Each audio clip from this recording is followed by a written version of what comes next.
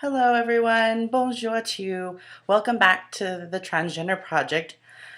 And I am Jaylene, your Tuesday. We are back in my room because my roommates are downstairs and I don't feel like filming with them downstairs. And also, let's not show the bra. That would be a very bad thing.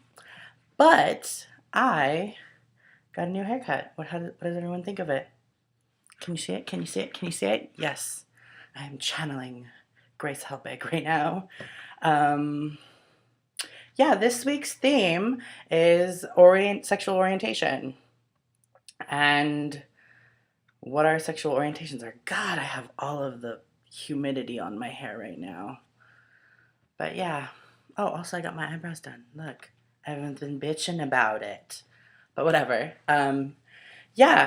This week we're talking about sexual orientation and what each of our sexual orientations are, I guess. So hot. Yeah. Um, the first question is, from what I believe, is what is your sexual orientation? I don't really like putting labels on it all that much. I know that's a little bit of a cliche, a little bit of a cop out, but I don't really like labels. I mean, if I had to, I would say I was like, my sexuality is very fluid. I mean, I'm attracted to men mostly, and if I had to put a label on it, I would say androsexual. I mean, I'm attracted to men, male identified peoples, and masculine presenting peoples. That's pretty much it. I mean, I wouldn't say bisexual because I don't. I appreciate other feminine people or feminine presenting people. I can say, oh, I really like her hair. I really like that dress or those tights or those leggings. They make her look really good, or her ass looks really good in those jeans. I wish I had that ass because, if you know me, my ass is big, but big in all the wrong ways. But yeah, like my personal sexual orientation is just very fluid in nature.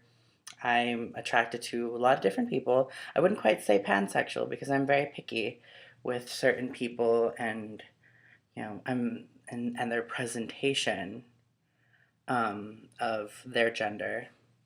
So I'm very attracted to male or masculine presenting people. I'm rambling now. The next question, has your sexual orientation changed since starting hormones? I have yet to start hormone replacement therapy, um, but I can say that my sexuality has been a very fluid concept for me.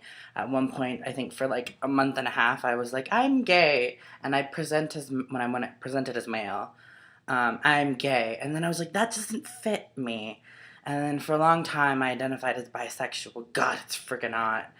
And then I just realized that that's a very restricting term, I feel. It didn't actually make me feel like I had more options, or it didn't feel like I was open enough for me. And then I thought about identifying as pansexual, and I thought that was a little too much. I'm not quite attracted to everyone. I'm very particular, like I said, about who I'm attracted to. And yeah, so I would say, if I had to label it, it'd be like fluid or androsexual. It was a little bit more spot on, I think. Do friends and family know or approve of your sexual orientation? My birth parents know, and my adoptive parents know. Pretty much everyone knows. My adoptive parents and my adoptive parents, they are supportive as long as I don't flaunt it or anything. They're like, I understand this whole gay marriage thing and blah, blah, blah. We just didn't do that at that time. We come from a different time period. And I just thought that was the most utter crap ever. Because, we live in the now. Get over it. That's, what you have to deal with. And I don't see why they're being so difficult. Because they are normally very open minded people. But it's just certain things they just are very stuck on, in my opinion. My birth mother, she's a lesbian, like I said before, so I could literally identify as a plant lover or something. I don't know. And she'd be like, as long as you're happy, sweetheart. As long as you're happy. Um, and yeah, I also think that we should delve into the romantic orientation because I think it's not as talked about and it needs to be because just like gender and sex are not the same thing, and oftentimes they do align with certain people. The same thing goes for romantic orientation and sexual orientation. They are not the same thing, but they are oftentimes aligned with certain people. A romantic orientation I would like to describe as um, it's not sex. Sexual orientation is, who you want to go to bed with. Romantic orientation is who you want to reenact that montage with from the movie Up. You know how it shows the old man with when he first meets his wife, and how they just hit it off really well, and they're just very platonic in nature at the beginning, and then they get married and they just are this lovey-dovey thing, and then they're old people taking walks, cuddling, and feeding the birds, and then he's at her side when she's in her on her deathbed, and then he gets real sad when she passes away. That's the kind of thing. That's what romantic orientation is.